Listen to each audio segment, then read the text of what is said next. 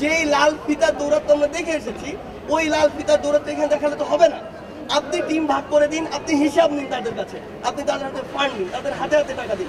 আজকে তারা এখানে তার যে রোগীটি রয়েছে তার জন্য চিন্তা করবে না, অর্থের জন্য চিন্তা করবে না, ফ্যামিলি কিভাবে চলছে সেটি চিন্তা করবে।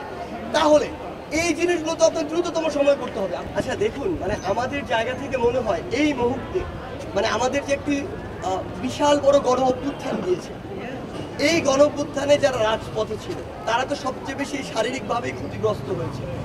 এখন তারা আসলে হাসপাতালের বেডগুলোতে কাতরাচ্ছে।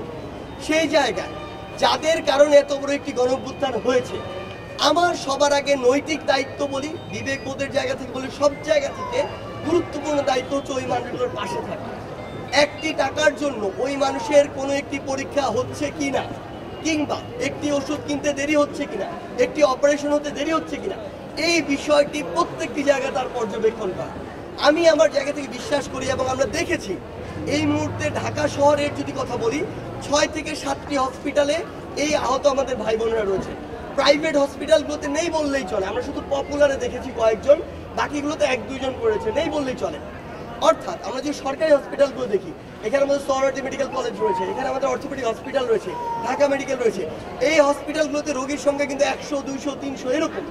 অর্থাৎ এই 5-6টি হসপিটালে যদি তার নেতৃত্বাধীন এরকম 5-6টি টিম থাকে, স্ট্রং টিম, যারা এখানে তরুণ প্রজন্ম থাকবে, তাদের অফিসিয়ালস থাকবে, সকলে মিলে যদি একটি টিম করা হয়, যে কোনো রোগীর সমস্যা ইনস্ট্যান্ট সলভ করা হবে। সেটি টাকার বিষয় হোক, সেটি কোনো অন্যান্য সাপোর্টের দিক দিয়ে হোক, কিংবা ভালো চিকিৎসার জন্য।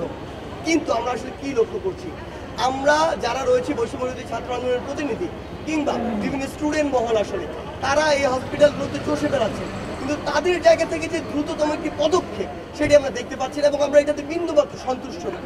তাদের জায়গা থেকে অ্যাকশনগুলো হবে দ্রুততম সময়। আজকে আপনি বলুন, আজকে কয় তারিখ চলছে? আজকে যদি আমরা দেখি যে আজকে প্রায় 19 তারিখ, আজকে পর্যন্ত আমার শহীদ ভাইদের জন্য একটি ফান্ড করা হয় নাই, আমার যে আহত ভাই বোনরা রয়েছেন তাদের জন্য একটি ফান্ড করা হয়নি। মানে ফান্ড করা হওয়া, খাতা কলমে হওয়া আর বাস্তবে হাতে পৌঁছানোর মধ্যে আকাশ পাতাল পার্থক্য। নর্মাল টাইম আর এই টাইমটা এক না। আপনার যদি মনে হয় যে এই সময়টি আপনার সাথে আসলে আপনার জন্য টাফ হয়ে যাচ্ছে, তাহলে আপনার অবশ্যই যার জন্য সহযোগী খুঁজে নিতে হবে। আদারওয়াইজ আপনার যদি আরো পাশে এরকম হেল্পিং হ্যান্ড প্রয়োজন হয় কিংবা আমাদের সহযোগিতা প্রয়োজন, আপনি আমাদেরকে বলুন।